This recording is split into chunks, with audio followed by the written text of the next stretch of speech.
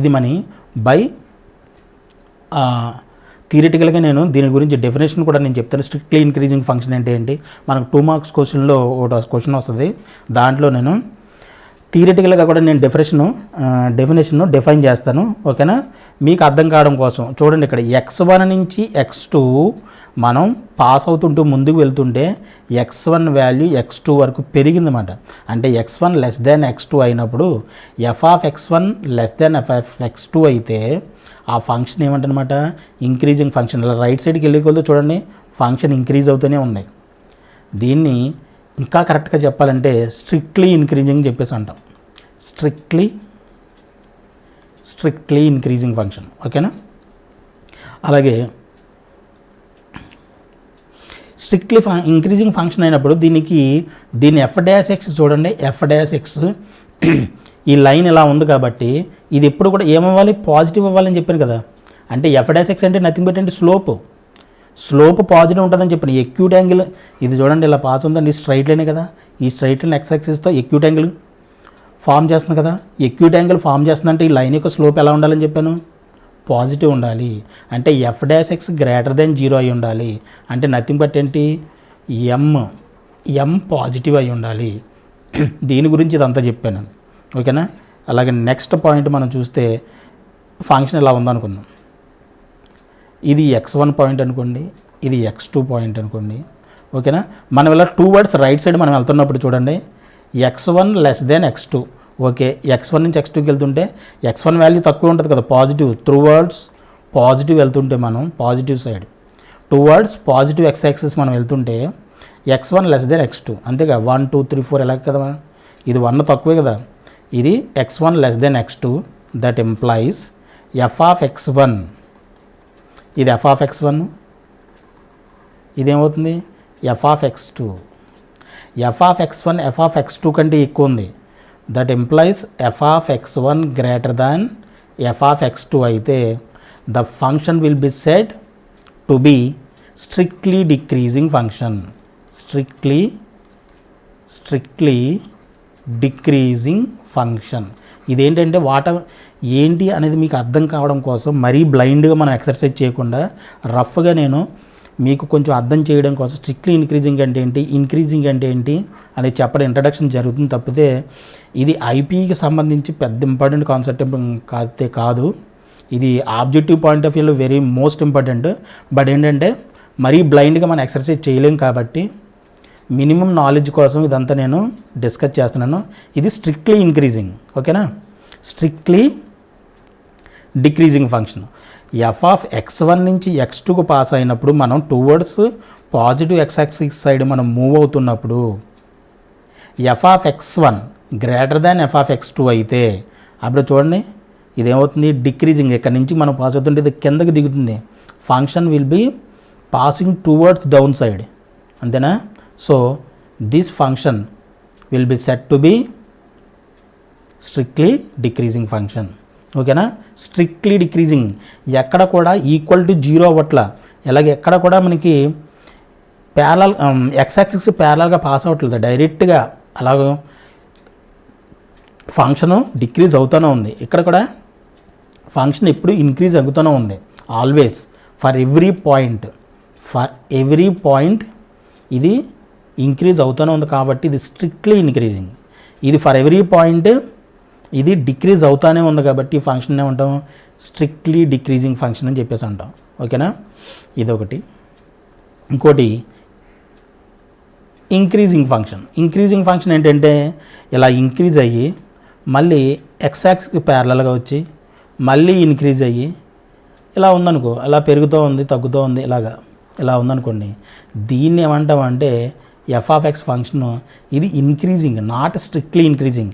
ఎందుకు strictly increasing కాదు ఇది, ఒక్కొక్కసారి దీని స్లోప్ 0 అవుతుంది, మళ్ళీ పెరుగుతుంది, మళ్ళీ స్లోప్ 0కి ఈక్వల్ అవుతుంది, మళ్ళీ పెరుగుతుంది. కాబట్టి this function will be the increasing function. ఓకేనా, f(x) ఏమంటాం, ఇంక్రీజింగ్ ఫంక్షన్. ఓకేనా, అలాగే ఇది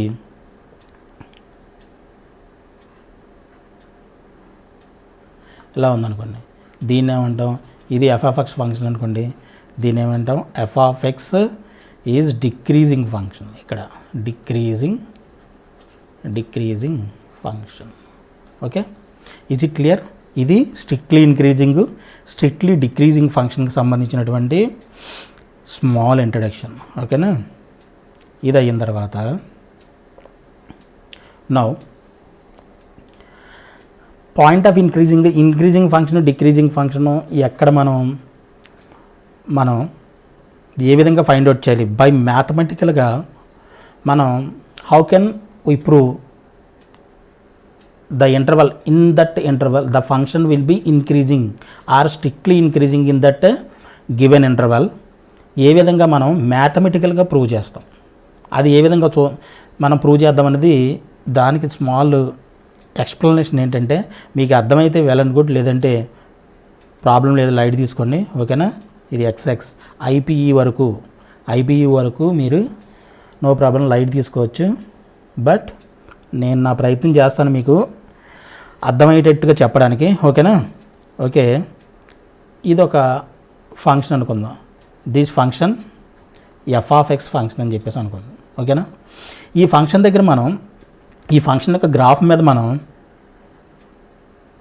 ట్యాంజెంట్ డ్రా చేస్తామనుకోండి, ఈ పాయింట్ దగ్గర డ్రా చేస్తాం. ఈ పాయింట్ దగ్గర డ్రా చేస్తే మనకి ట్యాంజెంట్ ఎలా వస్తుంది? ఈ విధంగా వస్తుంది. ఓకేనా? ఈ పాయింట్ దగ్గర డ్రా చేసాం అనుకోండి, ఎలా వస్తుంది? ఈ విధంగా వస్తుంది. మీరు గమనిస్తే ఈ రెండు కూడా ఎక్స్ యాక్సిస్, పాజిటివ్ ఎక్స్ యాక్సిస్తో మనకి ఎక్యూట్ యాంగిల్స్ ఫామ్ చేస్తున్నాయి. ఎక్యూట్ యాంగిల్స్ ఫామ్ చేస్తున్నాయంటే అర్థం ఏంటి? ఈ లైన్ది, ఈ ట్యాంజెంట్తో కూడా స్లోప్ ఇప్పుడు కూడా ఎలా ఉంటుంది? పాజిటివ్ ఎక్స్ యాక్సిస్తో ఎక్యూట్ యాంగిల్ ఫామ్ చేస్తే ఏదైనా లైన్ దాని యొక్క స్లోప్ పాజిటివ్గా ఉంటుంది. ముందు అదే చెప్పాను. దీని గురించి ఇక్కడ ఈ పాయింట్ దగ్గర ఉపయోగపడుతుంది కాబట్టి నేను అన్నిసార్లు స్ట్రెస్ చేసి చెప్పడానికి కారణం ఏంటంటే అదే. అర్థమైందా? ఈ పాయింట్ దగ్గర తీసుకోండి, ఈ పాయింట్ దగ్గర మీరు డ్రా చేసినా కానీ దీని స్లోప్ పాజిటివ్, ఎం పాజిటివ్. అలాగే దీని స్లోప్ ఎం అంటే నథింగ్ ఏంటండి? స్లోప్. అదే మనం ఈ పాయింట్ దగ్గర డ్రా చేసాం అనుకోండి, ఇది ఎక్స్ యాక్సిస్కి ప్యారలల్గా ఉంటుంది. ఈ లైన్ యొక్క స్లోప్ మాత్రం at the top of the, అంటే maximum point of the curve దగ్గర, లేదంటే ఫంక్షన్ దగ్గర మనం ట్యాంజెంట్ డ్రా చేస్తే అది ఎక్స్ యాక్సిస్కి హారిజాంటల్గా ఉంటుంది. చూడండి, ఇది m=0. ఈ లైన్కి మాత్రం m=0. ఇక్కడ ఈ పాయింట్ దగ్గర మనం డ్రా చేస్తే ఇది ఇలా వస్తుంది. ఇలా వచ్చిందంటే అర్థం ఏంటి? ఇది పాజిటివ్ ఎక్స్ యాక్సిస్తో అబ్ట్యూజ్ యాంగిల్ ఫామ్ చేస్తుంది. అలాగే ఇది చూస్తే ఇది కూడా అబ్ట్యూజ్ యాంగిల్ ఫామ్ చేస్తుంది. ఇది చూస్తే ఇది కూడా అబ్ట్యూజ్ యాంగిల్ ఫామ్ చేస్తుంది. అర్థమైందా? 0 దగ్గర నుంచి, అంటే ఈ హారిజెంటల్ లైన్ దగ్గర నుంచి లెఫ్ట్ సైడ్లో అన్ని ట్యాంజెంట్స్ కూడా పాజిటివ్, దాని యొక్క స్లోప్లు పాజిటివ్. f'(x)=0 దగ్గర, అంటే హారిజెంటల్ లైన్కి రైట్ సైడ్లో చూడండి, రైట్ సైడ్లో ఇవన్నీ కూడా, ఈ లైన్లన్నీ కూడా దీని స్లోపు నెగిటివ్, దీని స్లోప్ నెగిటివ్. అర్థమైందా? దీన్ని బట్టి మనకి ఏమర్థమైంది?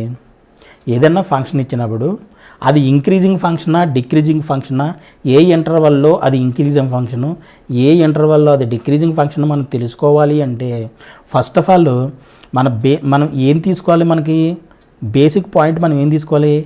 f'(x) ఇచ్చిన కర్వ్ను మనం డిఫరెన్షియేట్ చేసి దాన్ని =0 చేసి, అంటే f'(x)=0 చేసి అప్పుడు ఎక్స్ వాల్యూస్ మనం ఫైండ్ అవుట్ చేయాలి.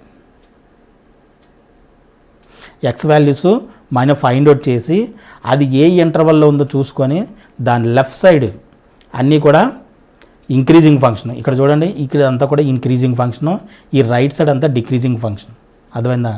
f'(x) మన first of all increasing decreasing function మనం ఫైండ్ అవుట్ చేయాలంటే ఇచ్చిన ఈక్వేషన్, కర్వ్ ఈక్వేషన్ డిఫరెన్షియేట్ చేసి దాన్ని =0కి చేసామనుకోండి, మనకి క్రిటికల్ పాయింట్ అనుకోండి, లేదంటే బేస్ పాయింట్ అనుకోండి, ఏదన్నా అనుకోండి, మనకి ఏంటంటే ఈ స్లోప్ ఆఫ్ ది ఈ హారిజెంటల్ లైన్ వస్తుందన్నమాట.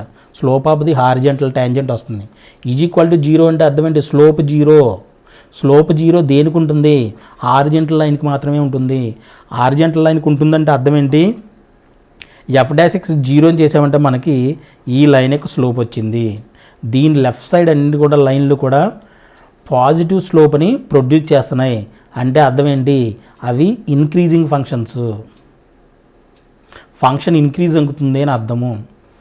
అలాగే రైట్ సైడ్లో తీసుకుంటే అప్యూట్ యాంగిల్ ఫామ్ చేస్తున్నాయి కాబట్టి ఇవన్నీ కూడా ఏంటివి? Decreasing function in that interval 0 నుంచి మిగతా ఇన్ఫినిటీ వరకు కూడా ఇదంతా కూడా ఇంకా ఇక్కడ వరకు ఉందనుకోండి. ఫర్ ఎగ్జాంపుల్ ఇది ఏ అనుకోండి, ఇది బి అనుకోండి, ఓకేనా? ఇది ఏ నుంచి 0 వరకు కూడా ఇంక్రీజింగ్ ఫంక్షను, 0 నుంచి బి వరకు కూడా డిక్రీజింగ్ ఫంక్షన్ అని చెప్పేసి అని మనం ఇలా ఇంటర్వెల్ ఇచ్చాడు అనుకోండి. For example, if he is given the function in between the interval small a to b అని ఒక ఫంక్షన్ ఇచ్చాడు అనుకోండి.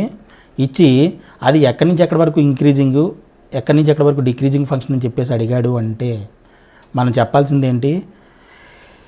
ఆ కర్వ్ యొక్క ఈక్వేషన్ డిఫరెన్షియేట్ చేసి దాన్ని ఈక్వల్ టు 0 చేసుకొని, అర్థమైందా?